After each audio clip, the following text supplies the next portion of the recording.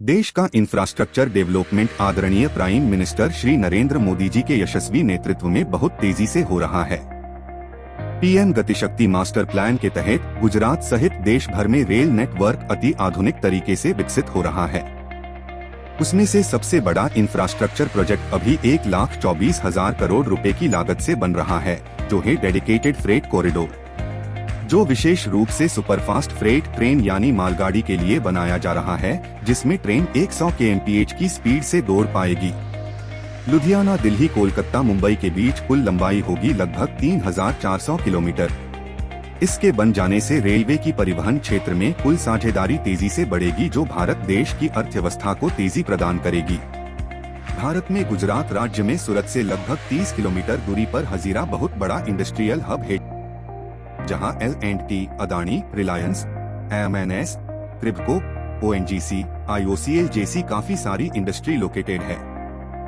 Developing India के विकास में in industry का बहुत ही अहम हिस्सा है।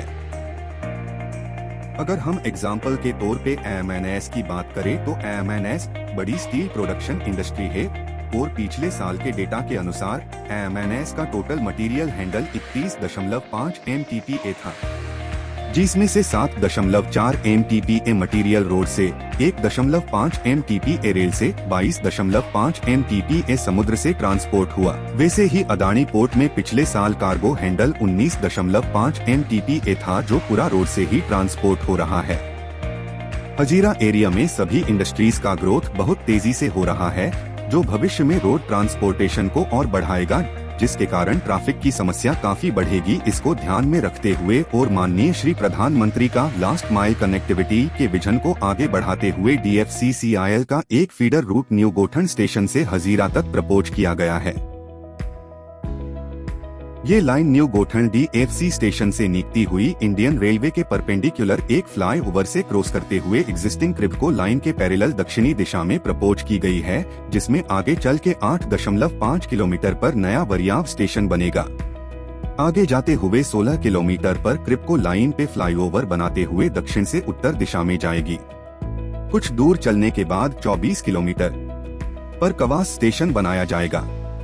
आगे चलते ये लाइन यूटिलिटी पाइपलाइन को क्रॉस करते हुए क्रिब्को लाइन से डिटूर हो जाएगी। वहां से आगे निकलती हुई 36 किलोमीटर पर हजीरा टर्मिनल स्टेशन पर खत्म हो जाएगी। ये प्रोजेक्ट का एस्टिमेटेड कॉस्ट 3,402 करोड़ है। ये पूरा प्रोजेक्ट कंप्लीट होने में 3 साल लगेगा। प्रपोज प्रोजेक्ट के लिए टोटल 85.83 हेक्टर लैंड एक्विजिशन होगा, जिसमें से 60.95 हेक्टर प्राइवेट लैंड और 24.88 हेक्टर गवर्नमेंट लैंड का एक्विजिशन किया जाएगा। इसमें 72 minor bridge, 13 major bridge, 1 important bridge, 2 flyover, 4 ROB, 21 RUB बनाए जाएंगे। इसमें 25 टन कैपेसिटी का सुपर स्ट्रक्चर और 32.5 टन कैपेसिटी का सब स्ट्रक्चर बनाया जाएगा। पूरे रूट में टोटल 5 स्टेशन रहेंगे, जिसमें से 2 स्टेशन अभी एग्जिस्टिंग है और 3 स्टेशन बनाए जाएंगे। 2 ट्रैक के बीच की दूरी 6.1 मीटर रखी गई है। ये पूरा route 2x25 kV high rise OHE से इलेक्ट्रिफाइड किया जाएगा और ऑटोमेटिक सिग्नलिंग सिस्टम डिजाइन किया गया है। इस पूरे प्रोजेक्ट का उद्देश्य ट्रैफिक कंजेशन को कम करना है। एक ट्रक 25 टन कार्गो कैरिंग कर सकता है, जिसके सामने goods train 4,000 ton cargo carrying कर पाएगा। एक ट्रेन से 160 ट्रक को रोड से हटाया जा सकता है।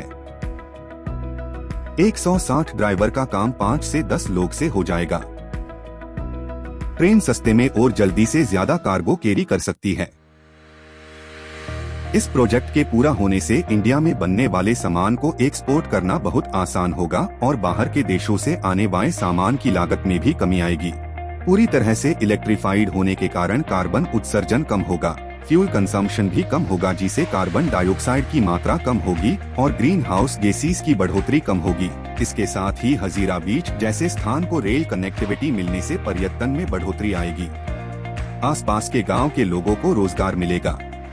आम आदमी को सुरक्षित त्वरित परिवहन का साधन मिलेगा।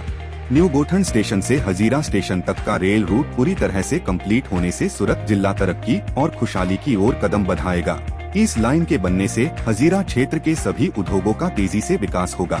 हजीरा बंदरगाह की गिनती देश के मुख्य बंदरगाहों में होने लगेगी। ये भारत को विकसित राष्ट्र बनाने की दिशा में महत्वपूर्ण कदम साबित होगा।